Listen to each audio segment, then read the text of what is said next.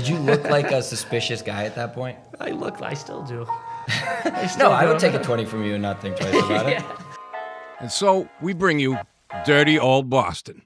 All right, guys, so we are here with Arty P. He's a local Boston comedian. And Arty, you grew up right in Boston or right outside of Boston? Yeah, born in Boston, and then I grew up in Braintree, so like the suburbs, 15 minutes outside of Boston. Good Boston boy. So you kind of work some clubs, you do regular gigs, or?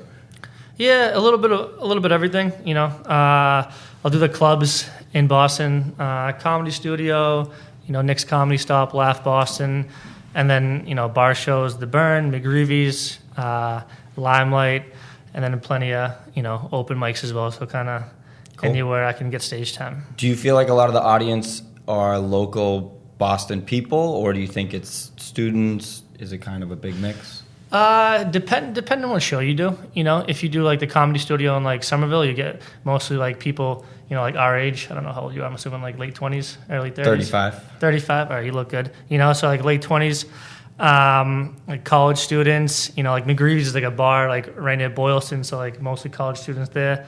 And then if you do like a VFW, you'll get like senile people who like half of them like falling asleep. So it's kind of just right. Whatever the venue is, a little bit everything. Most stuff in the city will be like people our age. So you hear a lot about audiences being uptight now and being a little oversensitive. Do you think that's for real, or do you think people can be pretty loose? I think, yeah, I guess some are uptight. I don't really, I don't really like follow that. If anything, I want to be more like not vulgar, but I want to push the line more, you know, because it's like nowadays it's like I think it's even more crucial to speak your mind and be honest on stage. At the end of the day, they are just jokes. So I guess I don't know if you have like I'm a nobody, what I mean. So like no one's gonna care what I say, but if someone like a famous comedian says some stuff and they'll try to make them apologize, I guess. So I guess some comics are more self-conscious or aware of what they say before they go on stage. Maybe when guys have more to lose, if it's like a show or a contract or whatever. Yeah, sure. Yeah. But I mean, at the end of it, people will force someone to apologize, and then I don't know. I say you Any shouldn't. hot button topics that you notice people get a little tight about? I mean, the whole anytime you do an edgy joke, if it's funny, people laugh. You get a pass. Yeah, because people laugh and they forget about, like, oh, that it was messed up. But if it's an edgy joke and it doesn't work and it bombs, then that's when, like, people think it's like, oh, does that kid mean it? Or is it a statement? If you do, like, like the Me Too era, or if people do, like, it's taboo now to even say the word. I don't know if you can swear on it. What, Me Too? Oh, no, you can swear. You can say whatever the fuck you want. Like if you do a rape tapping, joke. just it vibrates in the mic, so. I'm sorry. Yeah. If you do like a rape joke or something like that, or yeah. anything like sexual and it doesn't go over well, then that's when people are like, oh my God, Right, that's a tough silence. That's a tough silence, yeah, because if you do, like, oh, what's it? Do you ever intentionally do that, like cross the line knowing to sort of see, how to get out of it, or see if what that line is? Like, you don't know until you cross it, right? Yeah, I'll. That's what open mics are for. I'll go up there and I'll never go up there and just be vulgar to be vulgar. My intention is always to be funny and say a joke. Yeah. We all have messed up minds, and sometimes when you go up there, you want to just speak your mind for a few minutes, and then you cut out the fat, and then you try to put it in joke form. Yeah.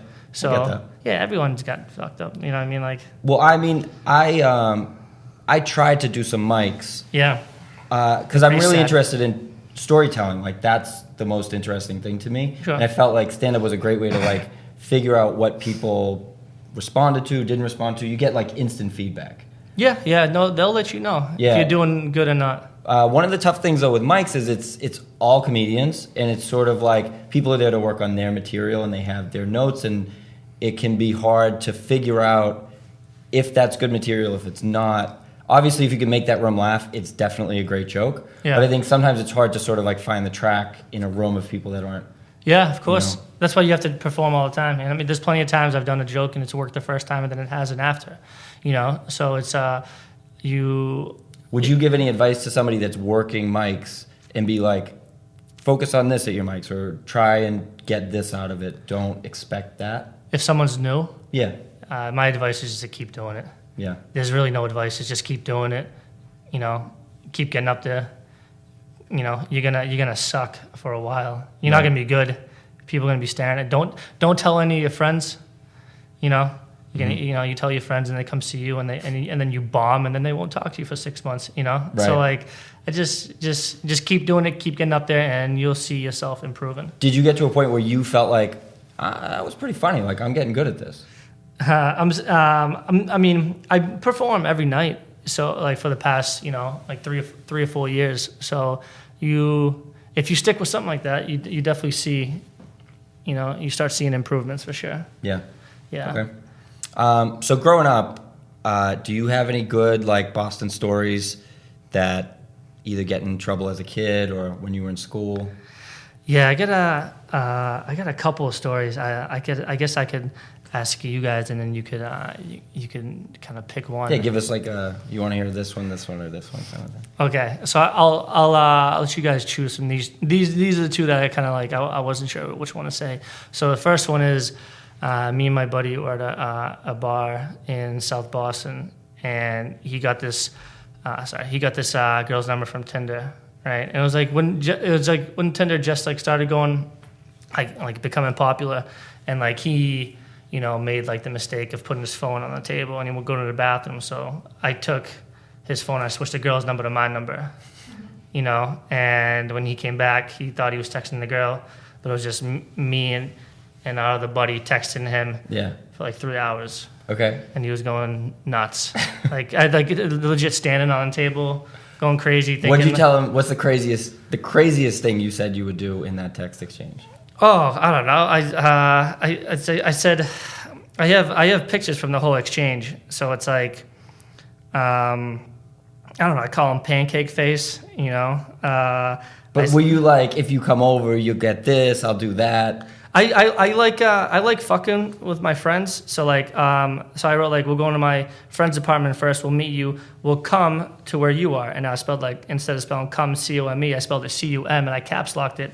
So like, he was looking at me like, why did she do that? She didn't have to do that. So Right. I kept like kind of messing him around like that.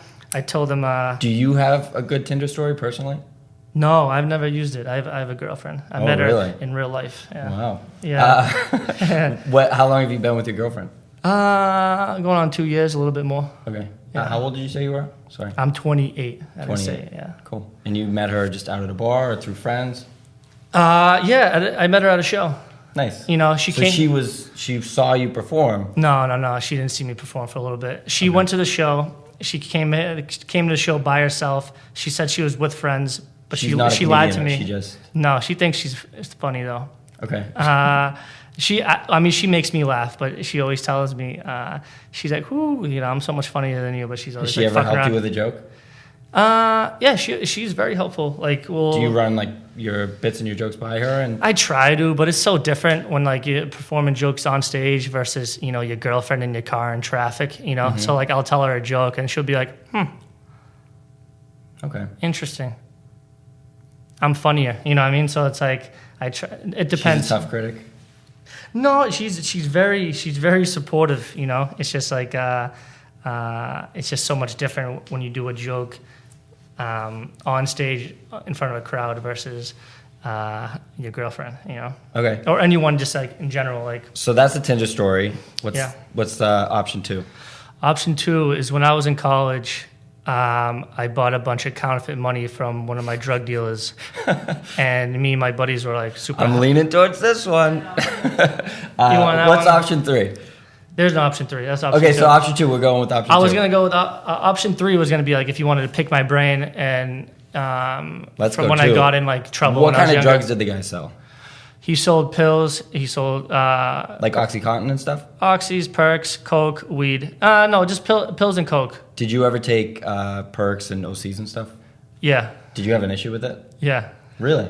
yeah. Do you still have an issue? You don't look like you have No, an issue now. I've been sober. Yeah, no, Okay. I've been sober for since I started doing comedy. Oh, wow. That's what helped me stop doing it. Cool. So that gives you like that rush and that feeling of excitement and Yeah, man, it's like like if you have like a regular 9 to 5 and you're not doing shit after work, like it's you got to have something to live for, like life's fucking boring, dude. If you're not doing shit, So comedy was Scale of 1 to 10, how bad of an addict do you think you were?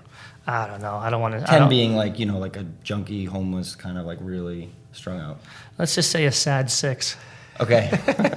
So that's like still living at home, like, but maybe stealing some stuff here and there, or not even that far. I would never steal. I was always, I don't know if this is a good or a bad thing. I was always good with money, so I always sold drugs, and I was always to supplement your habit. To supplement my habit, I could never fuck anyone over. Did you ever go to heroin?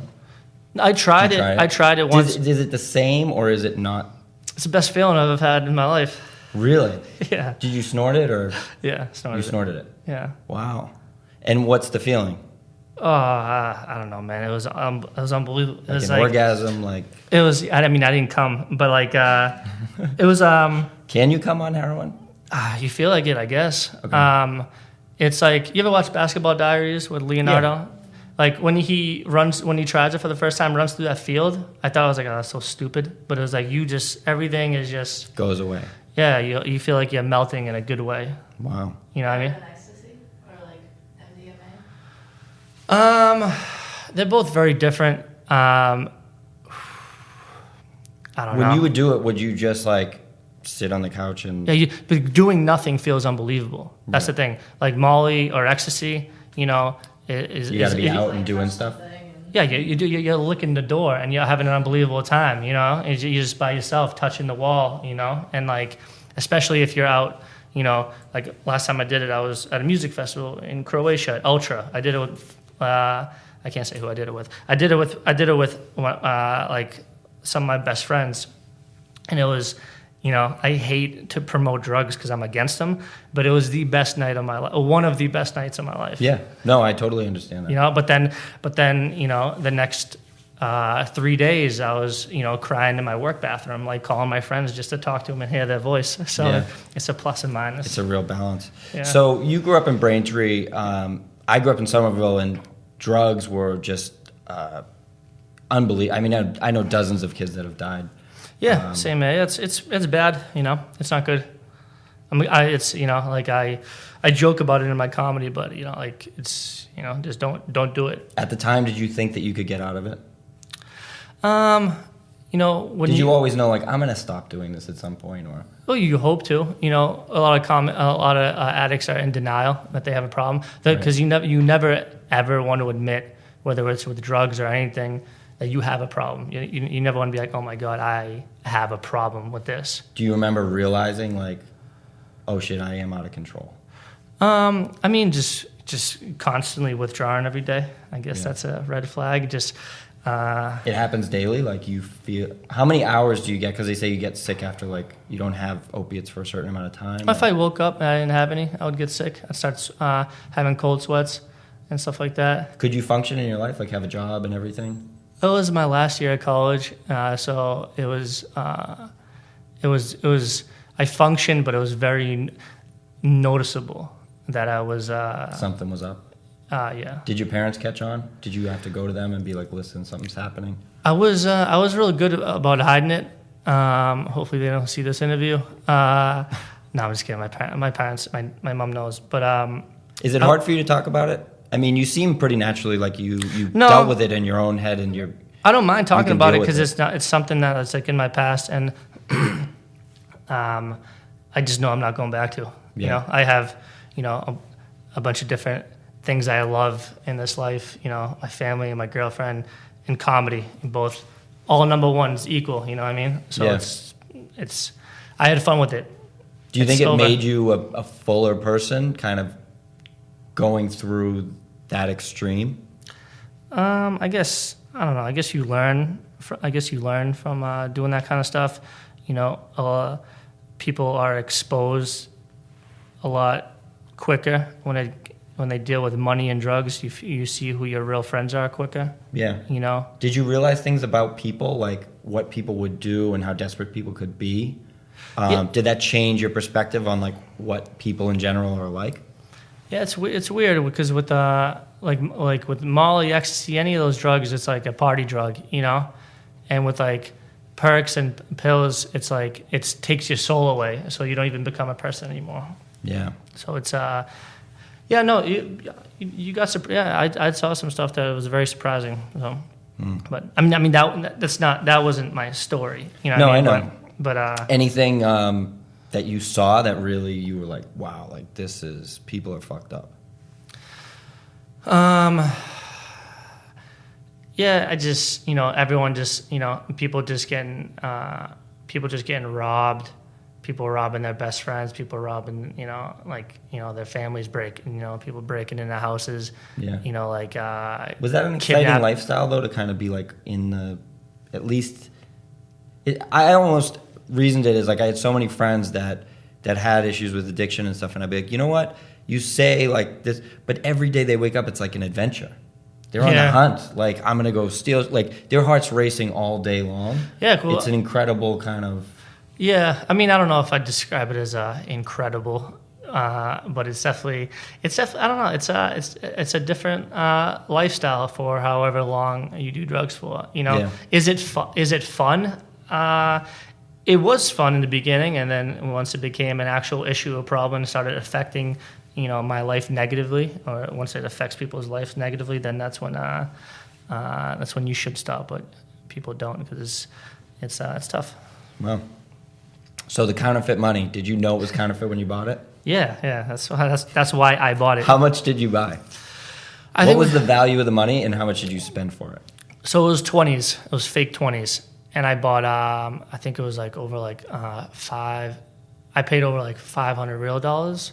It was either $500 real dollars I paid, or I got $500 worth. Okay. But I know that I paid $7 real dollars for every fake 20.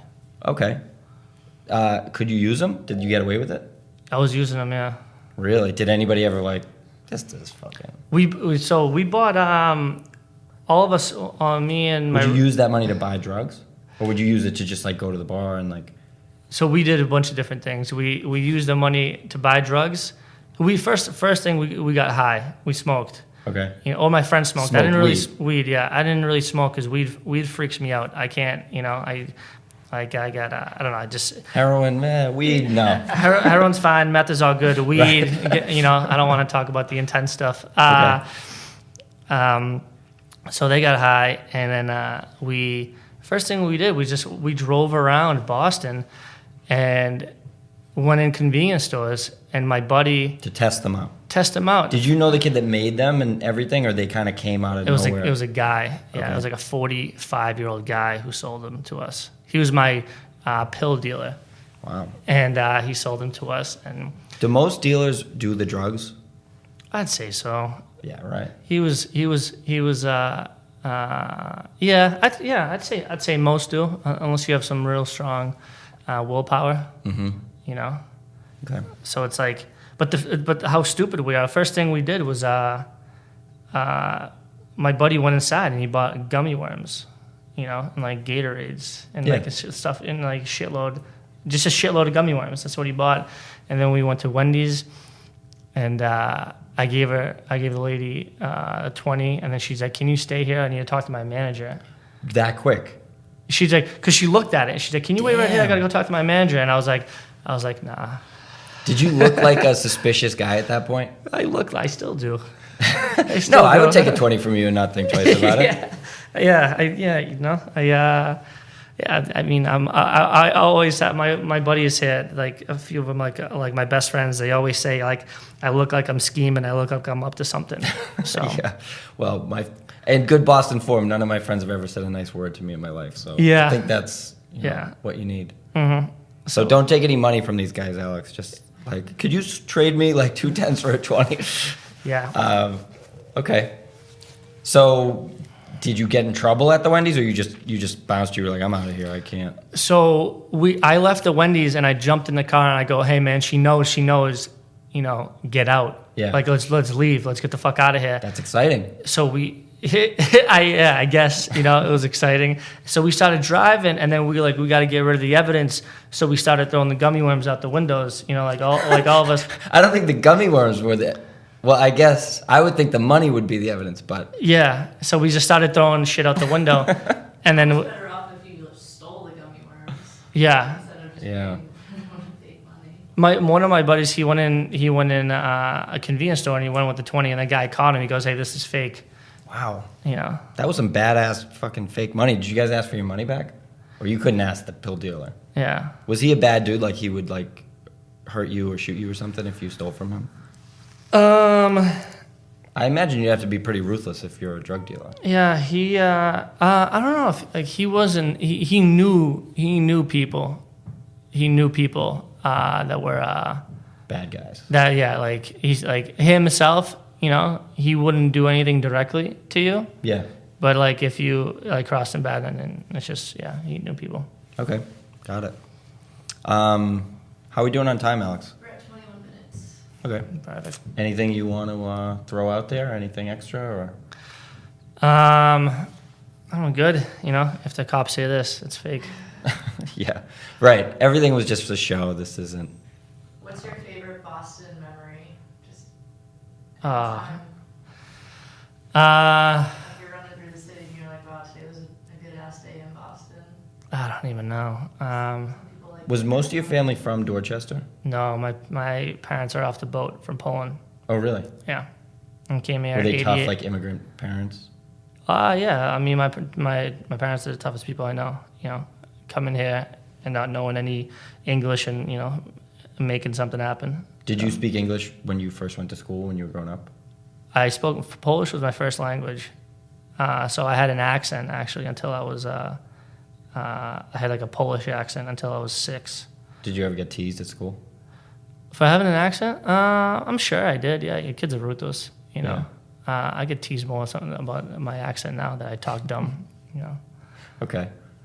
So did you think when you started to, I mean, it's probably pretty similar, right? You're like 14, 15, drugs are kind of like showing up at school, you try them, you test them out. Sure. What do you think that you found?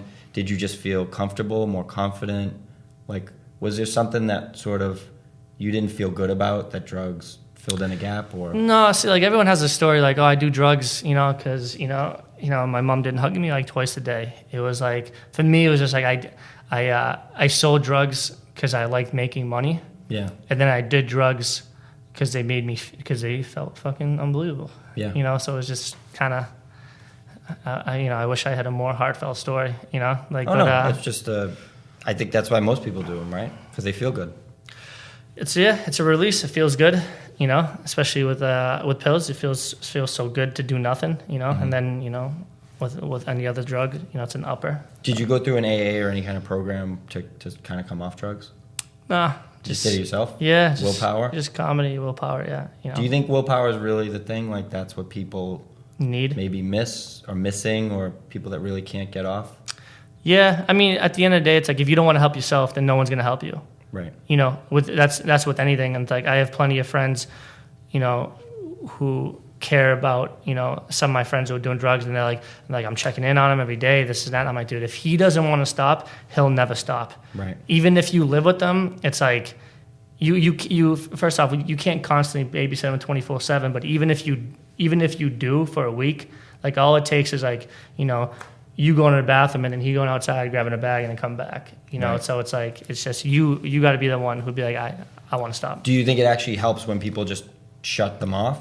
Because then they realize it's a sink. It's like I sometimes felt like the more that people would help try to get them through it, Yeah. it was like they were stretching it out for them, making it easier. And it's like once people realize it's a total sink or swim, Yeah. sometimes that's when the light like switches on.